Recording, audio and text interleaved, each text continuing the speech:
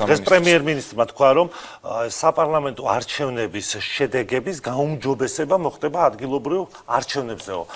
პარალელურად დაანონსებული არის და იქით მიდის მართველი გუნდი, რომ აიგზავნოს ნაციონალური მოძრაობა. და მასთან, არ ვიცი, მიმდევრები თუ რა ქვია იმ პარტიებს, ვინც ასოცირდება ხო ამ ნაციონალურ მოძრაობას. ხო. რის ხარჯზე მოხდება, თქვათ, აი რა რესურსის ხარჯზე მოხდება იმის გაუმჯობესება, რაც მიიღეთ ადგილობრივ საპარლამენტო არჩევნებზე.